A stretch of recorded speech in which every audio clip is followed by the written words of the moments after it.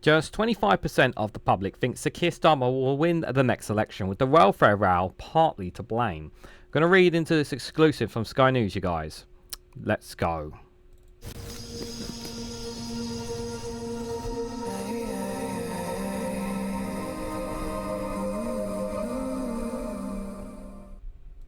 Good morning, good afternoon, good evening, wherever you are in the world. This is Reganelite here, an exclusive from Sky News with a headline that just 25% of the public who took part in this poll think that Sir Keir Starmer, the current Prime Minister, will win the next election, with the welfare row partly to blame. A poll by Ipsos shared with Sky News shows 63% do not feel confident that the government is running the country effectively, a similar verdict given to Boris Johnson and Rishi Sunak. Just a reminder to hit the like button and share across social media so others are notified of this video. Now, like I say with any polls, always take them with a pinch of salt. It is just because one poll is saying this does not necessarily mean that everybody in the British public agrees with it. This is just a sample of about 1,000, 2,000 normally of people that have taken part in this poll, and normally people who take part in these polls, it's normally people who are more affiliated into politics or more into the politics. It's on that. However, let's take a step back as well. Let's take a step back as well here. Now, there have been some good policies that Keir Starmer has brought up, has done during in government, but the most things that have been highlighted is obviously the negative ones, and it's the negative ones that are exaggerated and highlighted a lot more by the mainstream media than it comes to good policies. Of course, the winter fuel allowance is one of the big ones. Obviously, was one of the big ones early on by this government. Obviously one of the things that we always wanted to see is, what is being done to reduce child poverty. We're still currently waiting for the action plan to come out for that. And it's supposed to be coming out at some point this summer, since they've came into power as well. Then you have one of the biggest. This one for me is the biggest headache for me, and there's a couple of reasons why I'm really angry. And angry is the word that I use here with regards to the welfare row, because I agree with the majority of politicians, and I don't know where your position stands, so feel free to put it down below, but I agree that the system needs changing. I agree that the welfare system needs reforming. However, we also know that changing the system costs money and it costs time to do so. It's not something that can be done in a light switch. It costs a lot of taxpayer money to adjust the system. And one of the things that I want to see change to the welfare system is how we talk to people who come on to claim entitlements. The attitude that comes across from people who work within the DWP, who work in the job centre, when it comes to talking to people, is the attitude is all wrong. We treat people as if they don't want to make anything of themselves, as if they're scum of the earth, as if they're just sitting at home playing video games 24/7. That's not the case with every single person. Now, is there a minority of people on entitlements that are doing that? Yes. But the attitude for me is that because there's a small minority of them, we for all of a sudden paint everyone in that same picture. That's not right. There's a lot of people on the welfare system who generally need it. And there are some people who are on the welfare system, need it temporarily before they can get themselves back on their own feet. There's all sorts of reasons why people need welfare. But the way that they have gone about it has been nothing short of shambolic. And to add insult to injury, they did not consult the very people and organisations who represent like the disabilities and those and people on entitlements. They didn't consult with any of these organisations, with these groups. They didn't consult with their Labour MPs on the welfare bill that they introduced. And because of that, that's why so many people turned on them. That's why they had to make the U-turns they made. That's why their bill is a shell of what it formerly was because they would not listen to people. And the premise that I've gathered from the majority of what MPs have been saying, from what mainstream media has gathered, and from what other content creators and influencers are saying, is that the reason they were doing this is all to do with savings. Rather than actually helping people get back into work, they were thinking about the savings part of this, which is disgusting. Now, as for whether or not Keir Starmer will win the next election, as for whether or not he'll be at the next general election, or whether the Chancellor will be at the next election, as of the time of this recording, we have not specifically hit 1 year yet. Now, by the time you see this, it probably would have been 1 year since Labour have been in power. But there is still several years between now and the general election. Yes, next year there are very important elections in both in Scotland and in Wales, and there will be again local elections taking place where there will be questions will be answered when it comes to in England as well, and they will have to face those challenges. But the government has 3 years to turn it around, essentially, to show people. I still think that there is time for them to do that, and I'm still going to wait until the end of the year before I draw this hammer on Labour. And I know a lot of people have said this in live streams that I've done, and they've said that I'm being soft on Labour. And the reason why I'm a lot softer on Labour than I am on the Conservatives is because of what the Conservatives left us with after being in power for 14 years.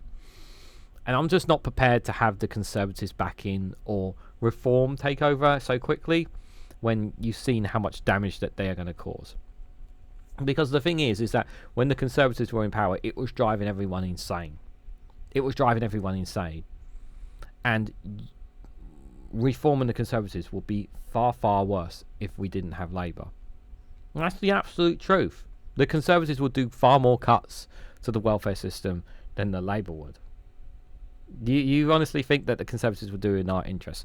We only need to look back at the history of where we are now 14 years ago for what the Conservatives have done to us. I am still prepared to see more of Labour before I throw them completely under the bus. But I'm not afraid to criticise them. For those who have been here long term know my position. So let's read a bit more into this poll. So only a quarter of British adults think Sir Keir Starmer will win the next general election, as the party climbed down over welfare cuts, affecting its standing with the public. So a fresh poll by Ipsos, shared with Sky News, found that also 63% do not feel confident the government is running the country competently. Similar to levels scored by previous Conservative administrators under Boris Johnson and Rishi Sunak in July 2022 and February 2023 respectively. I agree with that.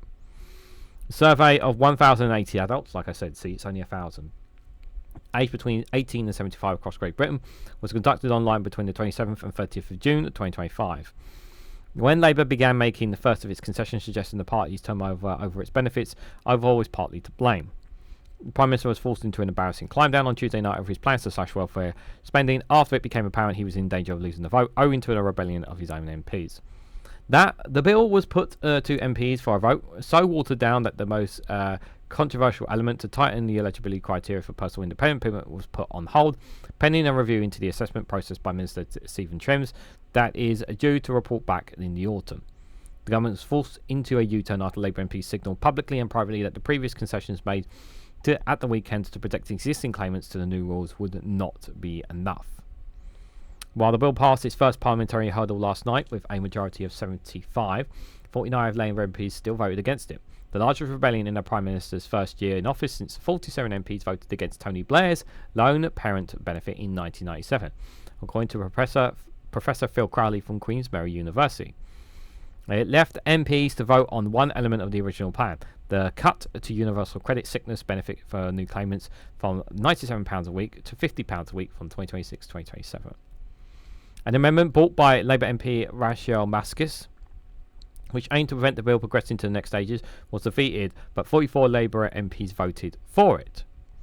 The incident has raised questions about Sir Keir Starmer's authority just a year after the general election delivered him the first Labour landslide victory in decades. And on Wednesday, Downing Street insisted Rachel Reeves, the Chancellor, was not going anywhere after a tearful appearance in the House of Commons during the Prime Minister's questions sparked speculation on her political future. I've talked about the tears already. The Ipsos polls also found that 2/3 of British adults were not confident Labour has the right plans to change the way the benefit system works in the UK, including nearly half of 2024 Labour voters. Kieran Pedley, Director of UK Politics at Ipsos, said the Labour rows over the welfare reforms haven't just harmed the public's view on whether they can make the right changes in that policy area. They are raising wider questions on their ability to govern too. The public has started to doubt Labour's ability to govern competently and seriously at the same levels that they did with Boris Johnson and Rishi Sunak's governments. Labour will hope that this government doesn't end up going the same way. Well, it certainly feels that way at the moment. It doesn't mean to say that they can't recover from this, and it is possible that they will. I've said that if the Chancellor goes, the Prime Minister goes. If the Prime Minister goes, the Chancellor goes. I think a cabinet reshuffle is probably what's needed for Labour to kind of reshuffle things.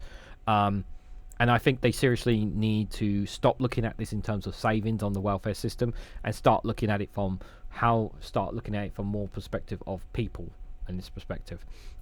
Clearly, Morgan McSweeney, the mastermind behind Labour, has some questions to answer as well. But we know that Keir Starmer is going to defend him till the hill. I think the next few weeks will be a real test for Labour. And it'll also be a real test for Kemi Badenoch as well, because right now she has been given a lot of ammunition to use against Labour. And although she used some of it to a certain effect, on Prime Minister's questions, it was not enough for me. She needs to use a lot more if she wants to start winning back voters to the Conservatives. The problem is at the moment for people is that they're still feeling the effects of the last 14 years of Conservatives, and a lot of them just would rather go and vote for Reform or another party rather than the Conservatives, really, on that. But what do you guys honestly think about this poll? Want to know what you guys are thinking about the welfare row. Do you think it's 25% of the public that think Keir Starmer will win the next election? Do you think it's that low? Or do you agree with me that perhaps it is too early to make these assessments? There's still several years to go. Things can change rapidly. But let me know what you honestly think down in the comment section below. Now, if you found this video interesting and informative, hit that like button, share it across social media, subscribe if you haven't already. Check out Rumble and Patreon for exclusive content on those platforms. And if you want to financially support me and the work that I do here, you can click the join button down below to become a YouTube member. So thank you all so much for watching, and I hope to catch you all very, very soon.